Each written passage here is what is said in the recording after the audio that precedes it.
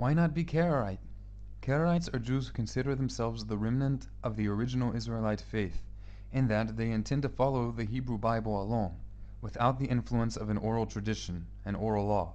Karaites believe that Orthodox Jews have strayed from the biblical faith by acceptance of the oral law.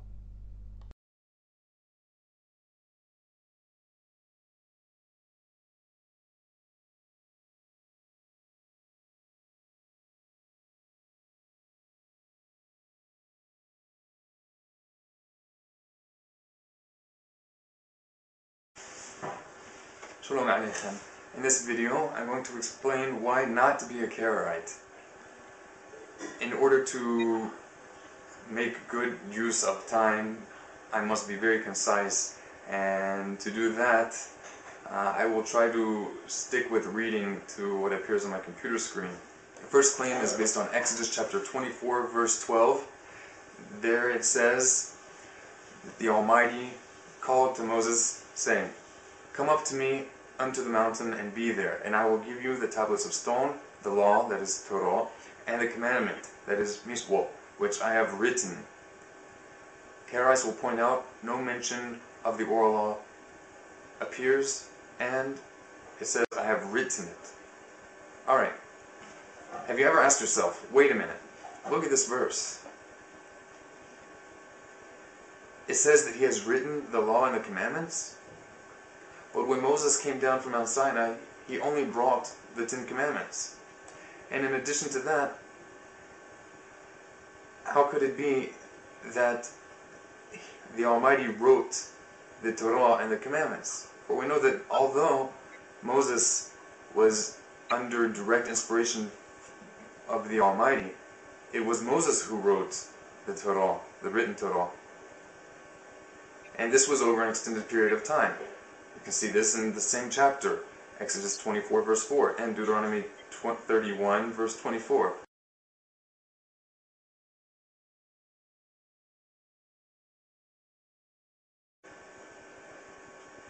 Additionally, why does the verse distinguish between the Torah and the miSwa? And notice miSwa is in singular. So we know that it's not logical in the biblical context that it's referring to the Almighty Himself having written the Torah at this point in time, because of the reasons already stated.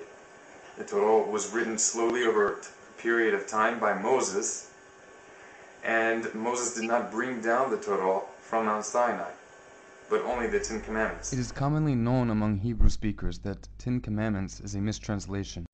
10 Commandments in Hebrew is authoritive hadibroth. Dibroth is the feminine plural of the Hebrew word davar. Davar is often simply translated as word. Obviously, the 10 Commandments do not consist of just 10 words.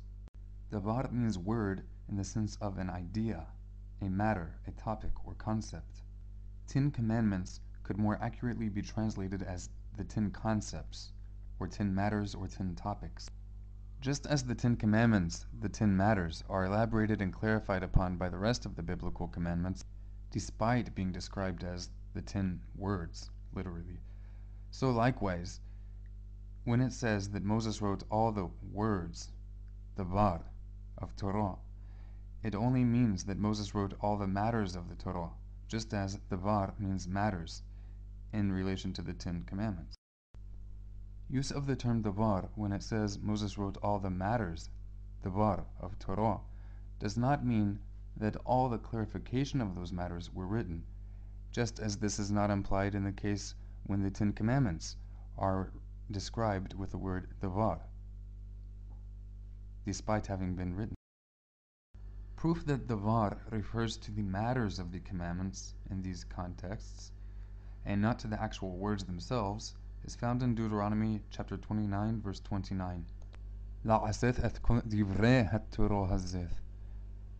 To do all the matters of this Torah. It is possible to do the matters of the commandments of Torah, but it's not possible to do all the actual words of the Torah.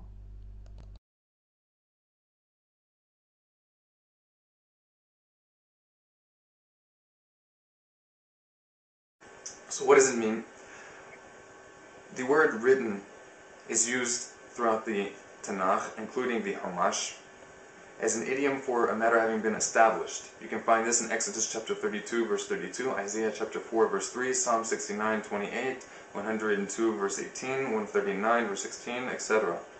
So Moses received three components of the Torah at Mount Sinai: the tablets, that is the Ten Commandments, and knowledge, awareness of the Torah in conceptual form, that is the 613 commandments, which would eventually be written into the written Torah, and knowledge of the concept and the contents of the miSwa, the commandment, a reference to the authoritative manner in which the Torah is to be implemented, the oral dictation.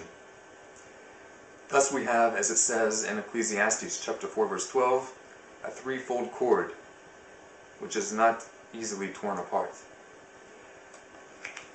Now I'll give you a few clarifications of the oral instruction that this first claim, as well as the following claims, express ignorance of. First, the oral instruction from Mount Sinai is intrinsic to the commandments contained in the written Torah. The oral instruction is the divinely authoritative understanding as to the intention of those commandments of the written Torah. For example, whether or not the commandment contained in the written Torah is to be understood figuratively or literally. The oral instruction from Mount Sinai does not consist of commandments which are independent of the 613 commandments contained in the written Torah. It is not a separate Torah in that sense of the word. Each oral instruction relates to how one correctly implements any of the 613 commandments of the written Torah. The commandments of the written Torah include an explicit command to heed the spoken instruction, Torah, of the court which was established under Moses. وشومرتو لعسف كخول أشر يروخو علبي هترو أشر يروخو.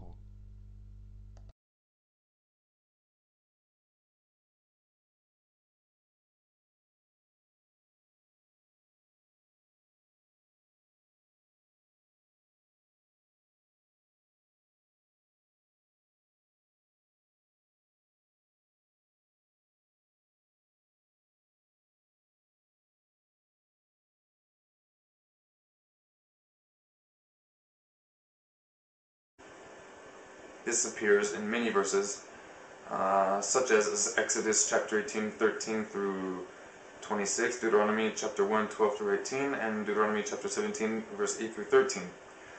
So,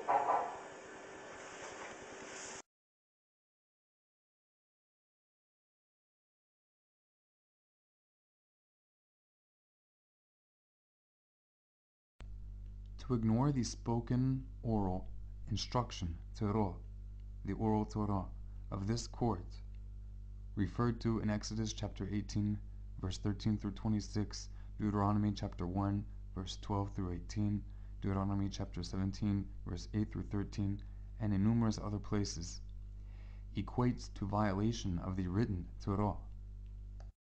The rulings of this court are not codified in the Tanakh, also known as the Old Testament. The Talmudic texts are the only body of literature which even claims to be the record of this court's rulings.